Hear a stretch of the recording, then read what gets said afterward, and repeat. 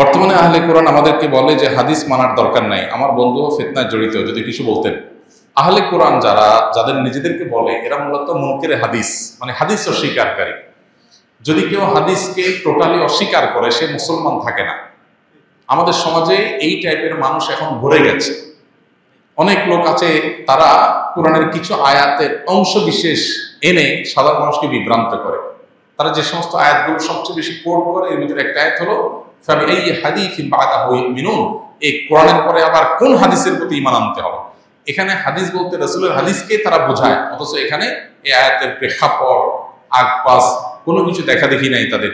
এখানে মূলত কি বোঝানো হয়েছে, কোরআন বাদে অন্য যে সমস্ত বিষয়গুলোকে, যে সমস্ত কথা এবং পুঁথি, যে সমস্ত পুস্তক, গল্প, যে সমস্ত সহিফা, যে সমস্ত কথা লেখনী, এগুলোকে মক্কার মুশরিকরা বা কাফেররা যেগুলোকে বিশ্বাস করত, সেগুলোকে ইঙ্গিত করা হয়েছে যে কোরআন বাদ দিয়ে আর কোনটার প্রতি ঈমান আনবে। সেখানে তারা এখানে কোরআনের বিপরীতে হাদিস বলতে, এখানে একবারে হাদিস শব্দ বলতে ওই হাদিসের রাসূলকে তারা বোঝাচ্ছে। হাদিসটা এখানে মক্কার মানুষের মধ্যে বহু ধরনের হাদিসের প্রচলন ছিল। হাদিস বলতে এই রাসূল আকরাম সাল্লাল্লাহু আলাইহি ওয়াসাল্লামের হাদিস না, পূর্বের যুগের বিভিন্ন সহিফা, বিভিন্ন জায়গা থেকে পাওয়া গল্প, এগুলোর বই, পুস্তিকা, লেখনী, এগুলো তারা পাঠ করত কোরআনের বিপরীতে।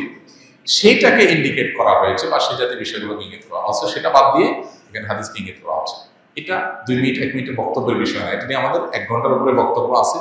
এটা নিয়ে বহু বই লেখা হয়েছে।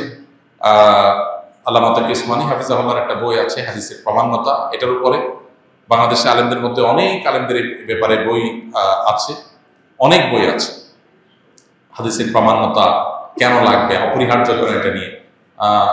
ওলামায়ে আহলে হাদিসের মধ্যে, আহলে সুন্নাহদের মধ্যে আমাদের ডক্টর আসাদুল্লাহ গায়েব সাহেবের ছেলের একটা বই আছে, আব্দুল রাজ্জাকের একটা বই আছে, তাকি উসমানী সাহেব হাফিজাহুল্লাহর একটা বই আছে, আরো অনেক ওলামায়ে কেরামের বই আছে। এই বইগুলো এক একটা মুক্তানা মাশাআল্লাহ তুষ্ট হওয়ার মতো। এই বইগুলো পড়লে পরিপূর্ণ বিষয়টা ক্লিয়ার হবে। আমাদের 1 ঘন্টার উপর একটা বক্তব্য আছে, সেখানে আমরা 20-30টা কোরআনের আয়াত এনে হাদিসের প্রামাণ্যতা এটা প্রমাণ করার চেষ্টা করেছি। হাদিস বাদ দিয়ে যদি কেউ শুধু কোরআন দিয়ে ইসলাম মানতে চায়, তাহলে সে বিভ্রান্ত হতে বাধ্য। কারণ কোরআন হলো শুধুই পাইকারি কথা বলা হয়েছে, সেখানে প্রতিটা কথার ব্যাখ্যা বিস্তারিত সবগুলো বিষয়ে আল্লাহ তাআলা উল্লেখ করেন নাই। ওই ব্যাখ্যা দেওয়ার জন্য আল্লাহ তাআলা রাসূলকে পাঠিয়েছেন। আল্লাহ বলেছেন যে হে রাসূল, আপনার প্রতি আমি কোরআন নাজিল করেছি কেন? লিতুবাইয়িনা লিন-নাসি মা নুজিলা ইলাইহিম, যাতে করে আপনার প্রতি যা নাজিল হয়েছে, আপনার কাছে যা নাজিল হয়েছে, এগুলো লিতুবাইয়িনা লিন-নাস, যেন মানুষকে এগুলোর ব্যাখ্যা আপনি করে দেন। এই ব্যাখ্যাটাই হলো হাদিস। কেউ যদি বলে কোরআন নিলাম, ব্যাখ্যা নিলাম না, হাদিস নিলাম না, তাহলে সে কোরআনেরই এক অংশ নিল, আরেক অংশ নিল। আল্লাহই বলছেন যে আমি নাজিল করেছি আপনার কাছে। কেন?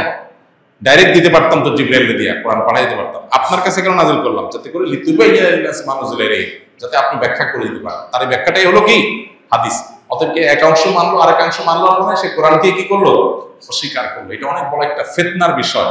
আমাদের অনেক জেনারেল শিক্ষিত ভাইরা এই ফিতনায় পতিত হচ্ছে, বিশেষ করে যারা নফসের পূজারী, যারা আত্মপূজারী, এই মানুষগুলো বিভ্রান্ত হচ্ছে। কারণ কোরআন মানলে, হাদিস অস্বীকার করলে একটু ফাঁকি ঝুঁকি দেওয়াটা সহজ হয়।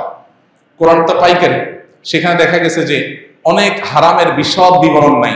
আল্লাহ মৌলিক নীতিমালা বলে দিয়েছেন। আল্লাহ বলেছেন ওয়াহারিমু আলাইহিমুল খাবাইস, নোংরা জিনিসগুলো আল্লাহ হারাম করে দিয়েছেন। এখন একজন মানুষ বলতেছে আমার কাছে সাপ, কেঁচো এগুলো তো নোংরা মনে হচ্ছে না, ভালোই লাগতেছে, আমি খাই, তো সে এটা হালাল বানায় ফেলবে। হাদিস যখন মানে, তখন এগুলোর ব্যাখ্যা ডিটেইল হাদিসে পাওয়া যায়।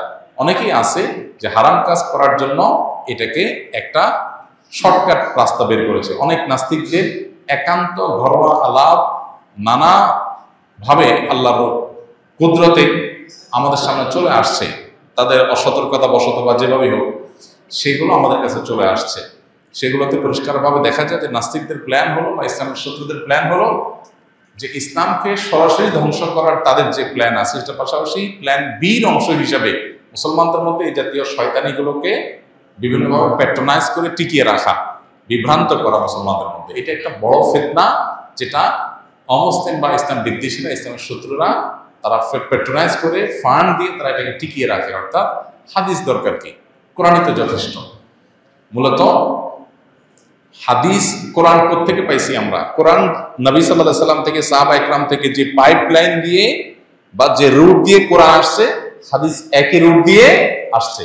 আপনি একটাকে অস্বীকার করলে কদিন পর আরেকটা অস্বীকার করা লাগবে। হাদিস সংরক্ষণের ইতিহাস সম্পর্কে জানা না, তারা এটা নিয়ে সন্দেহ করতে পারে। সংরক্ষণের ইতিহাস জানলে হাদিস, বিশুদ্ধ হাদিস গ্রহণ করার ক্ষেত্রে কারোর ন্যূনতম সন্দেহ আসার সুযোগ থাকবে না। মূলত এই রাস্তাটা খোলা হয়েছে হাদিস একসময় কোরআনকে অস্বীকার করার জন্য।